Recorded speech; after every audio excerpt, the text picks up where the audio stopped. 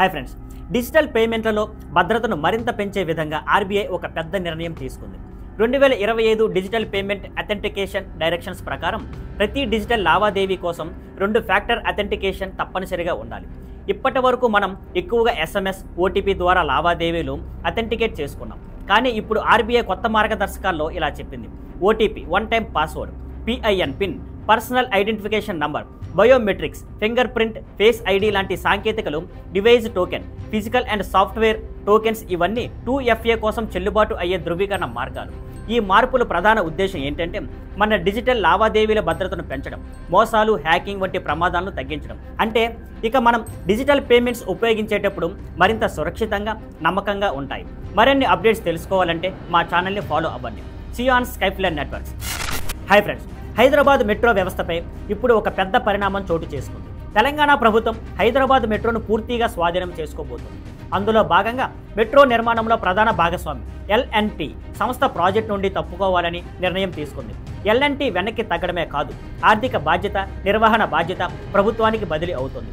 ప్రభుత్వం ఈ నిర్ణయం తీసుకున్న ఉద్దేశం ఏంటంటే మెట్రో సర్వీసులను మరింత మెరుగుపరచడం, భద్రత, రైలు నిర్వహణపై పూర్తి నియంత్రణ, ప్రయాణికుల కోసం సౌకర్యాలు మరింత సులభతరం చేయడం. ఈ మార్పులు హైదరాబాదీ ప్రజలకు మెట్రో ప్రయాణంలో నాణ్యత, సౌకర్యం పెరుగుతుందని భావిస్తున్నారు. విశ్లేషకుల అభిప్రాయం ప్రకారం ఇది భవిష్యత్తులో మెట్రో విస్తరణ, రైలు సేవల పనితీరుపై కూడా ప్రభావం చూపవచ్చు. మరిన్ని అప్డేట్స్ తెలుసుకోవాలంటే మా ఛానల్ని ఫాలో అవ్వండి. See you on Skypeline networks. Hi friends, హైదరాబాద్లో ఇటీవల ఒక భయంకర ఘటన చోటు చేసుకుంది. ఇది నగరాన్ని షాక్లోకి నెట్టింది. ఒక గేటెడ్ కమ్యూనిటీలో నివసించే మహిళను దారుణంగా హత్య చేశారు. పోలీసులు సమాచారం ప్రకారం ముందుగా ఆమెను బంధించి ఆమెపై బలవంతపు దాడి జరిగింది. చివరికి ఆమెను గొంతు కోసి హతమార్చారు.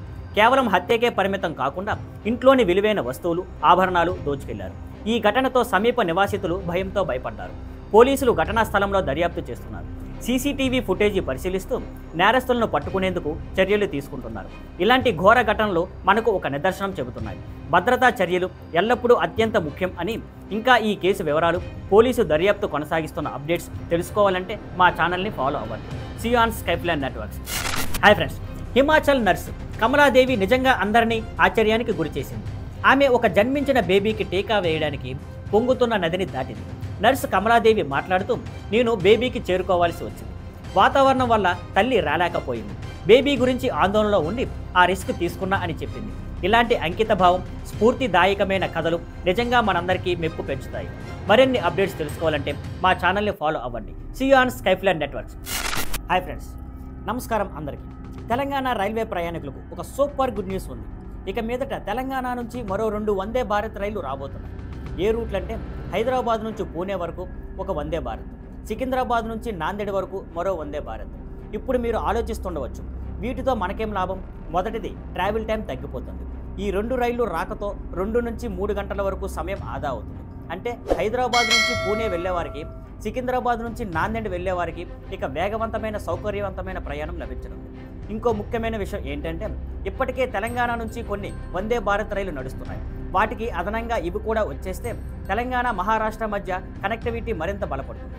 సౌత్ సెంట్రల్ రైల్వే జోన్కి ఇవి చేరడంతో మొత్తం వందే భారత్ రైళ్లు 7కు పెరుగుతున్నాయి. ఇది నిజంగా ఒక పెద్ద మైలురాయి. అలాగే రాబోయే రోజుల్లో అమృత భారత్ ఎక్స్ప్రెస్ కూడా సికింద్రాబాద్ నుంచి ముజాఫరాబాద్ మధ్య ప్రారంభం కానుంది. ఇంకా ప్రస్తుతం నడుస్తున్న సికింద్రాబాద్ పూణే శతాబ్ది ఎక్స్ప్రెస్ నుండి వందే భారత్గా మార్చే ఆలోచన కూడా ఉంది. అంటే రాబోయే రోజుల్లో మనకు మరింత వేగవంతమైన, సౌకర్యవంతమైన రైలు సర్వీసులు అందుబాటులోకి రాబోతున్నాయి. తెలంగాణ ప్రయాణికుల కోసం ఇది నిజంగా ఒక గుడ్ న్యూస్ అని చెప్పాలి. మరిన్ని అప్డేట్స్ తెలుసుకోవాలంటే మా ఛానల్ని ఫాలో అవ్వండి. See you on Skypeline networks. Hi friends, ప్రపంచవ్యాప్తంగా వ్యాపార మరియు ఎక్స్పోర్ట్ రంగంలో ఇప్పుడు ఒక పెద్ద ఉద్రిక్తత ఏర్పడింది. అమెరికా అధ్యక్షుడు డొనాల్డ్ ట్రంప్ ఇటీవల ప్రకటించిన నిర్ణయం ప్రకారం భారత ఫార్మా కంపెనీలపై 100% టారిఫ్లు విధించబోతున్నాయి. భారత ఫార్మా ఇండస్ట్రీకి అమెరికా మార్కెట్ చాలా కీలకమైనది. అక్కడ నుంచి వచ్చే ఎక్స్పోర్ట్స్, డిమాండ్ మరియు ఆర్థిక లాభాలు ఇప్పుడు పెద్ద ముప్పుగా మారే అవకాశం ఉంది. విశ్లేషకుల అభిప్రాయం ప్రకారం ఈ టారిఫ్ల కారణంగా ధరలు పెరుగుతాయి, లాభాలు తగ్గుతాయి మరియు కొంతమంది కంపెనీలు కష్టాల్లో ఉండవచ్చు. ఇలాంటి చర్యలు భారతీయ ఫార్మా కంపెనీల భవిష్యత్తు వ్యూహాలను ప్రభావితం చేస్తాయి. అలాగే ప్రపంచ ఫార్మా మార్కెట్లో ఇండియా పాత్రపై కూడా ప్రతికూల ప్రభావం చూపవచ్చు. మరిన్ని అప్డేట్స్ తెలుసుకోవాలంటే మా ఛానల్ని ఫాలో అవ్వండి. See you on Skypeline networks. Hi friends, ఈరోజు మనం చెప్పబోయే వార్త చాలా బాధాకరం. అమెరికాలో తెలుగువారి కుటుంబంలో జరిగిన ఈ సంఘటన మన అందరినీ కలిచివేస్తుంది. కాలిఫోర్నియాలోని శాంటా క్లారా ప్రాంతంలో తెలంగాణకు చెందిన 29 ఏళ్ల యువకుడు మహమ్మద్ నిజాముద్దీన్ను అక్కడి పోలీసులు కాల్చి చెప్పారు. ఒక వివాదం సందర్భంగా పోలీసులు కాల్పులు జరిపారని సమాచారం.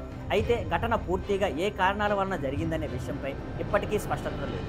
ఇప్పుడు నిజాముద్దీన్ తల్లిదండ్రులు ఇక్కడ తెలంగాణలో నిస్సహాయ స్థితిలో ఉన్నారు. మన బిడ్డ మృతదేహం ఎప్పుడు వస్తుందా అనే క్షణక్షణం తినే ఆందోళనలో ఉన్నారు. ప్రభుత్వ సహాయం కూడా కోరుతున్నారు. అమెరికా అధికారులు కేసు విచారణ కొనసాగిస్తున్నారని చెబుతున్నారు. కానీ ఆ దాకా ఈ కుటుంబం ఎదుర్కొంటున్న వేదన వర్ణించలేనిది. ఇలాంటి ఘటనలు మనకు ఒకటే చెబుతున్నాయి. విదేశాల్లో ఉన్న మన ప్రియమైన వాళ్ళ భద్రత కోసం ఎప్పటికీ మన మనసు ఆందోళనలోనే ఉంటుంది. మరిన్ని అప్డేట్స్ తెలుసుకోవాలంటే మా ఛానల్ని ఫాలో అవ్వండి. See you on Skype Networks. Thank you for watching. Please like, share and subscribe.